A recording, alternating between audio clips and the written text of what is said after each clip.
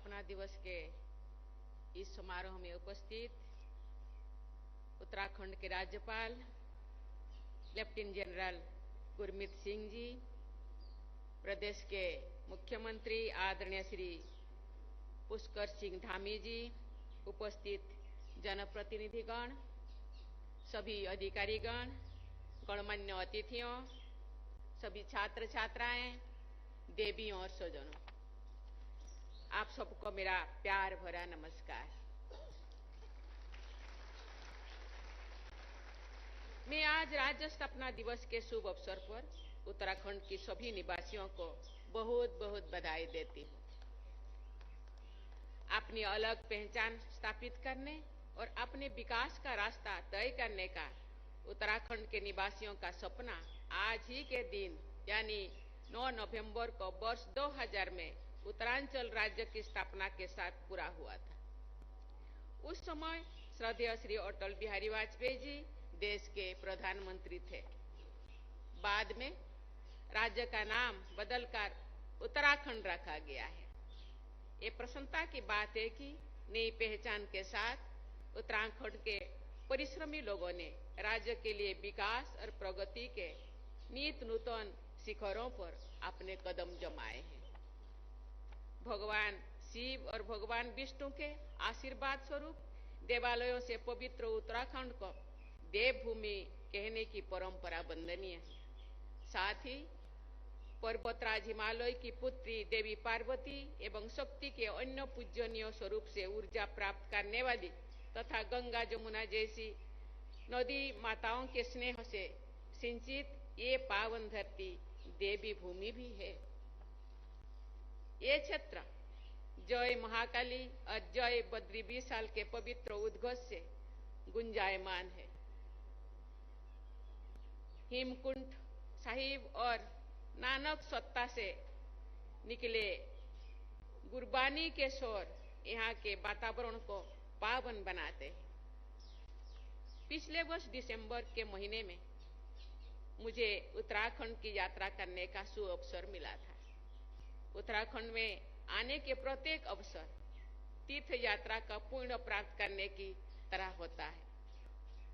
उत्तराखंड की इस देवभूमि से मैं सभी देशवासियों के लिए दीपावली की अग्रिम शुभकामनाएं व्यक्त करती हूं और महालक्ष्मी से ये प्रार्थना करती हूं कि उत्तराखंड सहित समस्त भारत को वे धन धान्य से तथा सुख और आरोग्य से परिपूर्ण करें। देवियों और स्वजनों, उत्तराखंड की अलग पहचान और स्थापना के लिए संघर्ष करने वाले स्वर्गीय श्रीमती सुशीला बोलूनी जी को इस राज्य के सभी निवासी तो याद रखते हैं। नारी में संघर्ष की शक्ति के उदाहरण के स्वरूप उन्हें सभी देशवासी सदैव स्मरण करेंगे। श्रीमती सुशीला बोलूनी जी का अदम्य साहस यहाँ की महिलाओं की गौरवशाली परंपरा के अनुरूप था। श्रीमती बीरानी देवी साहा ने स्वाधीनता संग्राम के दौरान अपने असाधारण साहस का परिचय दिया था। माउंट एवरेस्ट पर हमारा राष्ट्रीय ध्वज फहराने वाली प्रथम महिला बछेंद्री पाल जी और पेड़ों को बचाने के लिए युद्ध स्तर पर संघर्ष करने वाली गौरा देवी जैसे उत्तराखंड की महिलाओं ने पूरे देश के लिए आदर्श प्रस्तुत करते हैं।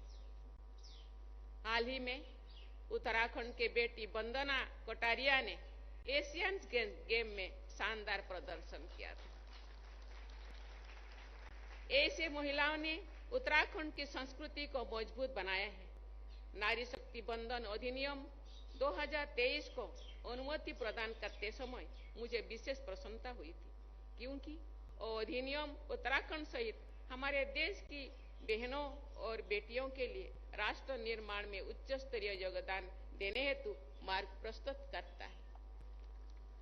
उत्तराखंड की ये भूमि वीर प्रसभा रही है। स्वाधीनता के बाद के सभी युद्धों में उत्तराखंड के वीरों ने सर्वोच्च बलिदान दिया है। मैं उन सभी वीरों को और वीर भूमि उत्तराखंड को नमन करती हूँ। भारतीय सेना ने शामिल होकर भारत माता की रक्षा करने में यहाँ के युवा गर्व की अनुभव करते हैं। राष्ट्र की रक्षा के प्रति उत्साह का ये भाव सभी देशवासियों के लिए अनुकरणीय है। हमारी थल सेना के 2 रेजिमेंट्स, कुमाऊं रेजिमेंट और गढ़वाल रेजिमेंट का नाम उत्तराखंड के क्षेत्र के आधार पर रखा गया है। ये उत्तराखंड की शौर्य परंपरा को रेखांकित करता है। भारत के प्रथम chief of defence staff general Bipin Rawat ji इसी धरती के सपूत थे। हमारे वर्तमान chief of defence staff general Anil Chauhan ji Uttarakhand की ही निवासी है। देवियों और स्वजनों, उत्तराखंड की फिजिकल और डिजिटल कनेक्टिविटी निरंतर बढ़ाई जा रही है। भारत की अध्यक्षता में हुई G20 से जुड़ी गतिविधियों के क्रम में G20 के इंफ्रास्ट्रक्चर ग्रुप की एक बैठक ऋषिकेश में संपन्न हुई थी। उस बैठक में विश्व स्तरीय इंफ्रास्ट्रक्चर के निर्माण से जुड़ी सार्थक चर्चाएं हुई। उत्तराखंड में इंफ्रास्ट्रक्चर डेवलपमेंट तेजी गति से हो रही है। साथ ही आपदा प्रबंधन पर विशेष ध्यान दिया जा रहा है। उत्तराखंड में हो रही बहुआयामी प्रगति से निवेशकों में उत्साह बढ़ रहा है। मुझे बताया गया है कि दिसंबर में देहरादून में ग्लोबल इन्वेस्टर समिट का आयोजन किया जा रहा है। इस जानकारी से मुझे प्रसन्नता हुई है कि पिछले सप्ताह तक ग्लोबल इन्वेस्टर समिट के तैयारियों के लिए आयोजित रोड शो में 21,500 करोड़ से अधिक के समझौता ज्ञापनों पर हस्ताक्षर की जा चुका है और इस राशि में निरंतर बढ़ोतरी हो रही है। निवेशकों में उत्तराखंड के प्रति बढ़ते उत्साह को कार्य रूप देने के लिए प्रयास किए जा रहा है। इन प्रयासों से उत्तराखंड के युवाओं के लिए रोजगार के अवसर बढ़ेंगे।